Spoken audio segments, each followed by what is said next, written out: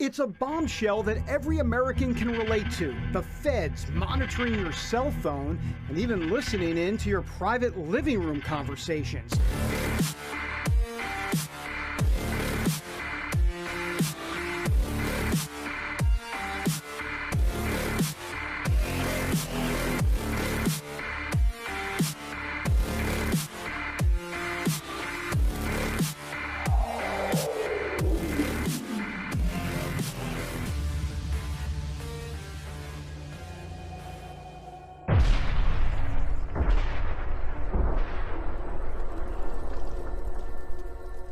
Those revelations came out when someone inside the CIA leaked thousands of documents to WikiLeaks, the international group that publishes secret information and news leaks. They're calling it Vault 7, information from CIA's Center for Cyber Intelligence in Langley, Virginia. Inside, highly secret documents from 2013 through 2016, nearly 9,000 of them, along with several 100 million lines of computer code exposed to the public. Those covert abilities show that the CIA could infiltrate iPhones and Android phones, simply bypassing encryption programs on those devices and capturing audio and messages. Smart TVs were penetrated by placing them in fake off mode, but they still remained on, able to record conversations, turning TVs into covert microphones. They also conducted false flagged cyber attacks in which the CIA was able to make it look like another country, like Russia, was behind a cyber attack even though it really never was. And the names for some of these cyber programs were straight out of a spy novel: Brutal Kangaroo, Assassin, Hammer Drill, Swindle, and Cutthroat. The military has announced plans to hire the 1st Division level Muslim chaplain. Army Lieutenant Colonel Khalid Shabazz is one of only 10 chaplains in the entire U.S. military that's a Muslim.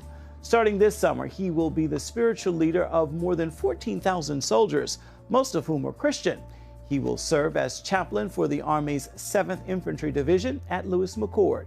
Shabazz was raised in a devout Lutheran family and converted to Islam in his early 20s. And the New York Times reports the White House offered to continue federal funding for Planned Parenthood if the group stops providing abortions. Planned Parenthood's president, Cecile Richards, responded yesterday on Twitter saying, quote, "We won't back down in the face of threats or intimidation." Well, you don't usually hear about refugees from the United States, but in the first 2 months of this year, about 2,100 people crossed the border to seek asylum in Canada. That's more than double the number a year earlier. The new version of Disney's Beauty and the Beast is scheduled to debut in 2 weeks. One theater is refusing to show it because it depicts a gay character in the film. Management at the Henniger Theater announced on Facebook Thursday they will not show the film. The owner, Carol Laney, says the movie is in conflict with her Christian beliefs. Homosexuality is a sin. My salvation isn't about money. It's not about man. It's what God wants me to do. Carol Laney's Facebook post also said, when companies continually force their views on us, we need to take a stand. Scott Pruitt, the new head of the EPA, dropped a verbal bomb on the environmental community today, saying this about the role of carbon dioxide emissions in climate change. So no, I would not agree that it's a primary contributor to the global warming that we see.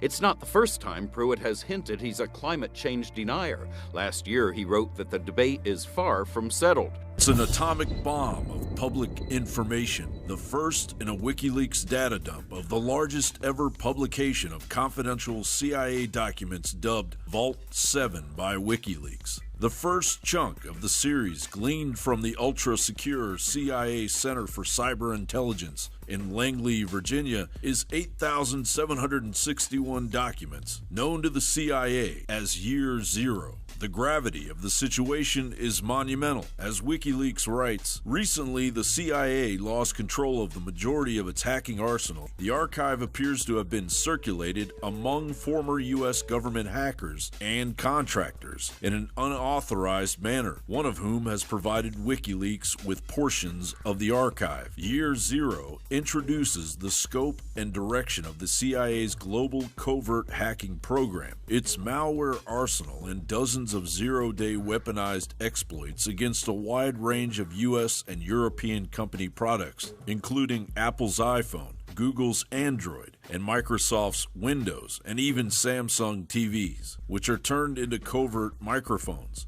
By the end of 2016, the CIA's hacking division, which formally falls under the agency's Center for Cyber Intelligence, had over 5,000 registered users and had produced more than 1,000 hacking systems, Trojans, viruses, and other weaponized malware. Such is the scale of the CIA's undertaking that by 2016, its hackers had utilized more code than that used to run Facebook. The CIA had created, in effect, its own NSA with even less accountability and without publicly answering the question as to whether such a massive budgetary spend on duplicating the capacities of a rival agency could be justified. Essentially, a cyber weapon of the heaviest caliber in the hands of any hacker on planet Earth. Not only has the CIA and its deep state web of political minions kept this total breach of human privacy quiet, they have turned the illegal and compromised Frankenstein monster loose on America's executive branch. Meanwhile, the corporocratic political elite knowingly carried on with the charade that the CIA had proof the Russians were colluding with President Donald Trump,